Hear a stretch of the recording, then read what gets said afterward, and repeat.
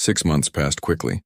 On a crisp autumn morning, Olivia stood in her office on the 50th floor of Chambers Tower, gazing out at the Boston skyline.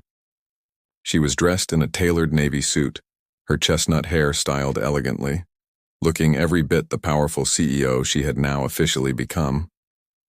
Teresa entered with a tablet. The press release went out an hour ago. Your appointment is front-page news on every business site. Olivia nodded. And the Reed Technologies proposal? Their team is scheduled to present next week. Harrison Reed himself is coming to pitch their enterprise system integration. A small, knowing smile played at Olivia's lips. Perfect. The announcement of Olivia Chambers as the new CEO of Chambers Industries sent shockwaves through the business world. Financial analysts praised the appointment, citing her impressive credentials and innovative vision. Stock prices rose by 3% by day's end.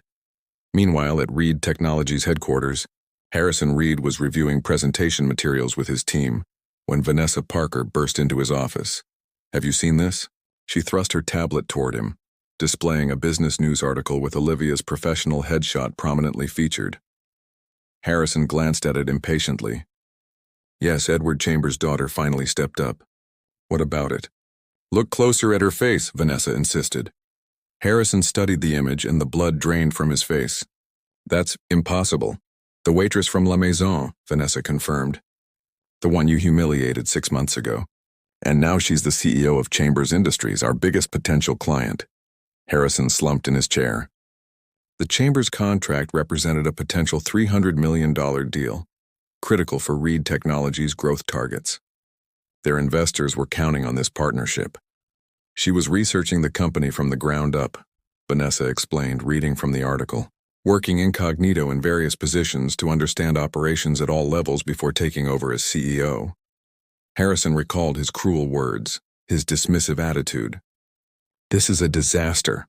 You need to fix this, Vanessa said flatly. Whatever it takes. The day of the presentation arrived. Harrison entered Chambers Tower with uncharacteristic nervousness. His usual confidence had been replaced by genuine anxiety. When he was escorted into the boardroom, Olivia was seated at the head of the table, surrounded by her executive team. Her expression revealed nothing when their eyes met. Mr. Reed, she said coolly. Welcome to Chambers Industries. Harrison cleared his throat. Ms. Chambers, thank you for this opportunity. Before I begin, I'd like to address our previous interaction. I believe we're here to discuss a potential business partnership, Olivia interrupted. Unless your personal apologies are part of the standard Reed Technologies pitch? Several executives exchanged confused glances. Of course, Harrison said, flustered. Let's proceed with the presentation. He stumbled through his carefully prepared slides, making uncharacteristic mistakes. Throughout, Olivia asked incisive questions that revealed her thorough understanding of his technology, far deeper than he had anticipated. When the presentation concluded, Olivia stood. Thank you, Mr. Reed. Your proposal has technical merit. We'll be in touch. Ms. Chambers, Harrison called as she headed for the door. May I speak with you privately for a moment? After a pause, she nodded. When the room cleared, Harrison spoke urgently. I was inexcusably rude to you at La Maison. I had no idea who you were, and that's the problem, Olivia cut in. You believe rudeness is acceptable toward waitstaff but not toward CEOs. Your apology means nothing if it's only offered because you now know my position. Harrison was speechless, facing a truth about himself he had never confronted. Olivia continued, Your technology could benefit my company, but I have serious concerns about your character and how that influences your corporate culture. I need to consider whether Chambers Industries should partner with someone who treats people as you treated me. She walked to the door, then turned back. By the way, that steak was perfectly rare. The proposition. 3 days after the presentation, Harrison sat in his office, staring at financial projections that looked increasingly grim without the Chambers Industries contract. His phone rang, his assistant informing him that Olivia Chambers was calling. Ms. Chambers, he answered, trying to sound confident. I've been reviewing your proposal, she said, bypassing pleasantries. I'd like to continue our discussion. Dinner at La Maison, 8 p.m. tonight. Before he could respond, she hung up. Harrison arrived at La Maison 30 minutes early. The maitre d' escorted him to the same table where he had dined 6 months ago. The irony wasn't lost on him. Olivia arrived precisely at 8, dressed in an elegant burgundy dress. She carried herself with natural authority, acknowledging staff by name as she passed. After they ordered, she got straight to business. Your enterprise system would integrate well with our operations. The potential efficiency gains are substantial. Then you're accepting our proposal? Harrison asked hopefully. I have a counter-proposition, Olivia said. Before Chambers Industries signs any contract with Reed Technologies, I want you to work undercover in 3 entry-level positions within your own company for 1 month each. Harrison stared at her in disbelief. You want me to work as, what, a janitor? A mail clerk? Precisely, Olivia confirmed. No one except your board and Ms. Parker will know. You'll experience your company from the ground up, just as I did. After 3 months, if you still want our partnership, we'll discuss terms. That's absurd, Harrison protested. I built Reed Technologies. I know my company inside and out, do you? Olivia challenged. Do you know how your warehouse workers feel when mandatory overtime is announced? Do you understand the stress your customer service representatives endure? Have you experienced your own HR policies from the receiving end? Harrison fell silent. This isn't punishment, Mr. Reed. Olivia continued, her voice softening slightly. It's an opportunity. The perspective I gained was invaluable. It will make me a better CEO, and it could do the same for you. And if I refuse, then we'll partner with your competitor, Sullivan Tech. Their system is comparable, and their CEO has a reputation for treating people with dignity, regardless of their position. Harrison realized he had no choice. His company needed this contract. I'll do it. 3 months, 3 positions. Olivia smiled for the first time. Good. Ms. Parker will coordinate with my team on the details. As they ate dessert, Harrison asked the question that had been bothering him. Why are you giving me this chance? After how I treated you, you could have simply rejected our proposal outright. Olivia considered him thoughtfully. My father taught me that true leadership isn't about power over others. It's about empowering others. I believe people can change when given the right opportunity. I'm curious to see if you're one of them. Lessons learned. 3 months later, Olivia sat in her office reviewing quarterly reports when Teresa announced Harrison Reed's arrival. The man who walked in looked markedly different from the arrogant CEO who had presented to her board. His designer suit was the same, but his bearing had changed, the imperious confidence replaced by something more grounded. Please sit, Olivia gestured. I understand you've completed your 3 months. Harrison nodded. Warehouse associate, customer service representative, and cafeteria worker. And? Olivia prompted. And you were right, he admitted. I knew nothing about my company, not really. I built the systems but never experienced them from the other side. He described how the warehouse's efficiency metrics made breaks nearly impossible, how customer service representatives absorbed abuse from angry clients with no authority to actually solve problems, how cafeteria workers were treated as invisible, despite serving hundreds daily. I've already implemented changes, Harrison continued. Revised warehouse schedules, new customer service protocols with more employee discretion and proper recognition for support staff. And that's just the beginning. Olivia studied him, looking for signs of insincerity.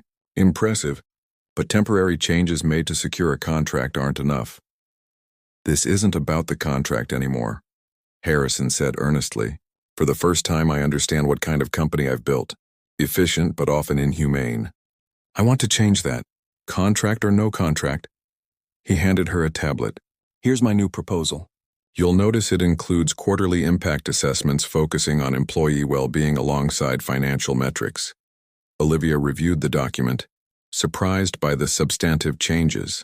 This is significantly different from your original proposal. Because I'm different, Harrison said simply. 3 months ago, I would have promised anything to get this contract. Today, I'm showing you the company Reed Technologies is becoming, one that values every person's contribution. Olivia set down the tablet. Do you remember what you said to me at limousine? About people knowing their place? Harrison winced visibly. I do. I was wrong, cruelly, arrogantly wrong.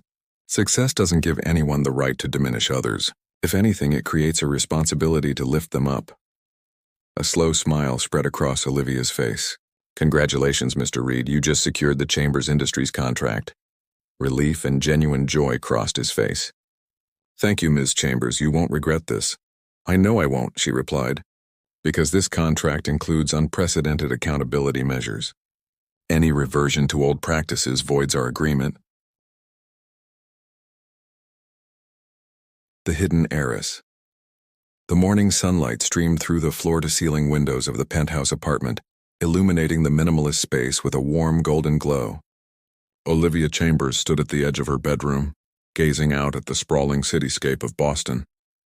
At 28, with chestnut hair pulled back into a practical ponytail and intelligent hazel eyes, she looked nothing like what people expected of someone worth billions. "Are you sure about this, Olivia?" The question came from Teresa Morales, her father's longtime assistant and now her most trusted advisor. The older woman sat at the edge of Olivia's bed, concern etched on her face. "It's been 6 months already. The board is getting restless." Olivia turned, a determined smile on her lips. "I need this, Teresa." 6 more months, that's all I'm asking." Teresa sighed, adjusting her glasses. "Your father built Chambers Industries from nothing into one of the largest conglomerates in the world. He spent 30 years creating this legacy for you, and I intend to honor that legacy," Olivia replied, moving to her closet to pull out the simple black uniform she wore for her current job. "But I can't lead a company that employs over 50,000 people worldwide if I don't understand what it's like to be one of those employees." Following her father's unexpected death 8 months ago, Olivia had shocked the business world by delaying her ascension to CEO. Instead of immediately taking the reins of Chambers Industries with its diverse portfolio spanning technology, manufacturing, and retail, she had chosen to work incognito in various entry-level positions within her own company. Currently, she was a waitress at La Maison, an upscale French restaurant secretly owned by a Chambers Industries subsidiary. No one there knew her true identity except the general manager, who had been sworn to secrecy. "Your father would be proud of your dedication," Teresa conceded, "but he would also remind you that sometimes you need to step up and lead from the front." 6 more months, Olivia repeated, changing into her uniform.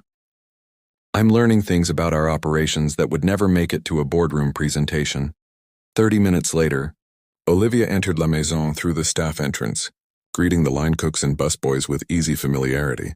The restaurant wouldn't open for lunch service for another hour, but pre-shift preparations were already underway. "Morning, Liv," called Damien, the head bartender, as he inventoried bottles. "Ready for another day of pampering Boston's elite?" "Always," she replied with a grin, tying her apron around her waist. The restaurant's general manager, Vincent, approached with a tablet in hand. "Olivia, you'll be taking Section 3 today. We have several VIPs coming in, including Harrison Reed." "The tech guy?" asked Damien, whistling low. "Better bring your patience, Liv. I've heard stories about that one." Vincent nodded grimly. "Mr. Reed has a particular reputation when it comes to service staff, but he's also worth over $4 billion and just closed a major deal with SynthCorp. He's requested our best table for lunch with his executive team."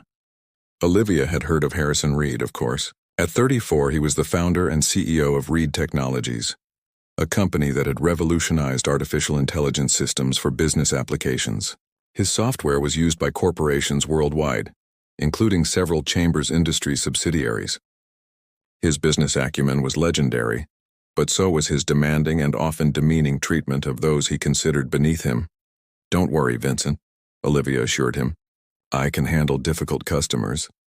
As she meticulously prepared her section, polishing each glass to a perfect shine and aligning silverware with precision, Olivia reflected on her journey.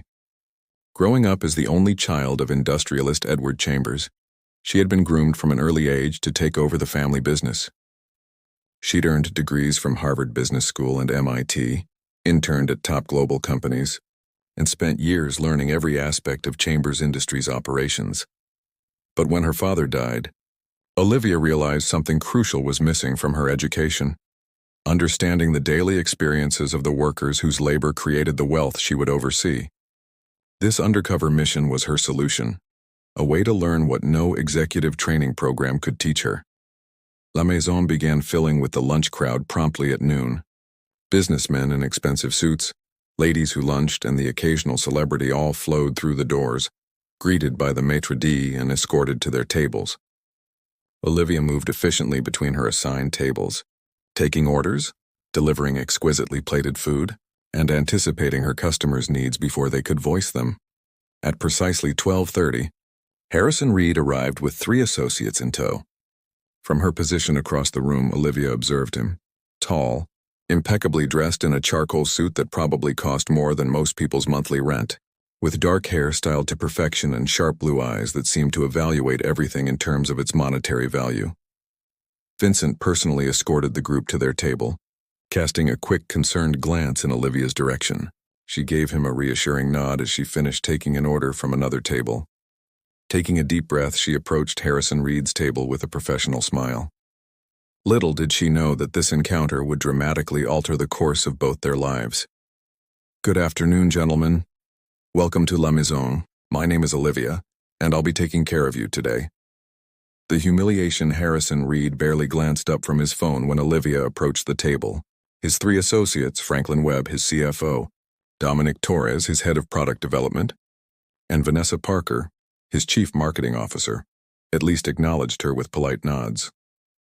"We'll start with the 09 Chateau Margaux," Harrison said without preamble, still not making eye contact. "And sparkling water, not tap. I assume you can manage that distinction?" "Of course, sir," Olivia replied smoothly. "Would you like to see our wine list to confirm your selection?" Finally, Harrison looked up, his blue eyes coldly assessing. "I know what I want. If La Maison doesn't stock a proper Margaux, then perhaps we should dine elsewhere. We do have an excellent 2009 Chateau Margaux, sir. I'll bring it right away." As Olivia walked away, she could hear Harrison commenting to his colleagues, "Is it really too much to expect basic competence? I swear service standards drop every year." When she returned with the wine, Harrison insisted on a theatrical tasting process, making her wait while he swirled, sniffed, and finally took the smallest sip. "It's passable," he declared, as if bestowing a great compliment. The meal proceeded with Harrison finding fault with nearly everything. The bread was not fresh enough, the temperature of the dining room at least 2 degrees too warm, and Olivia's timing erratic at best. His colleagues appeared increasingly uncomfortable with his behavior, particularly Vanessa, who tried several times to steer the conversation toward business matters. The breaking point came when Harrison's steak arrived. "I ordered this rare," he said, cutting into the perfectly rare steak. "This is medium at best. Are you incapable of communicating simple instructions to the kitchen?" "I apologize, sir," Olivia said, examining the steak, which was undeniably rare.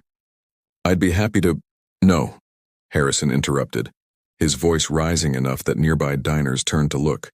"This is emblematic of the problem with your generation. No attention to detail, no dedication to excellence, just coasting along expecting praise for mediocrity." He pushed his plate away. "I'm trying to close a deal worth millions today, and I can't even get a properly cooked steak. Tell me, what exactly are your ambitions in life? Is serving food badly the pinnacle of your potential?" The restaurant had grown uncomfortably quiet. Vanessa whispered, "Harrison, please." But Harrison was on a roll. "Let me give you some advice. People like you need to understand your place in the world. Not everyone is destined for success or significance. Some are meant to serve, and even at that, you're failing spectacularly." Throughout his tirade, Olivia maintained her composure. She thought of her father, who had started with nothing and built an empire while never losing his respect for every worker in his company. "I understand your frustration, sir," she said calmly. "I'd be happy to have the kitchen prepare something else for you. Complimentary, of course," Harrison scoffed. "Don't bother. Just bring the check." When Olivia returned with it, Harrison looked at the total and tossed several $100 bills on the table, far more than the bill required. "Keep the change," he said dismissively. "Perhaps it will compensate for whatever community college debt you've accumulated." As the group left, Olivia heard Vanessa say, "That was completely unnecessary." "Harrison," his response floated back. "Standards matter, Vanessa. The sooner people accept their limitations, the better society functions." Vincent approached immediately after they left. "Olivia, I'm so sorry. His behavior was unacceptable." She smiled, the picture of professional calm. "It's fine, Vincent. Some people need to feel important by making others feel small." What Harrison Reed didn't know, couldn't have known, was that the incompetent waitress he had just humiliated owned the restaurant. The building had occupied an assets worth over $20 billion, and in exactly 6 months, Olivia Chambers would be announced as the new CEO of Chambers Industries, one of the largest potential clients for Reed Technologies' new enterprise system.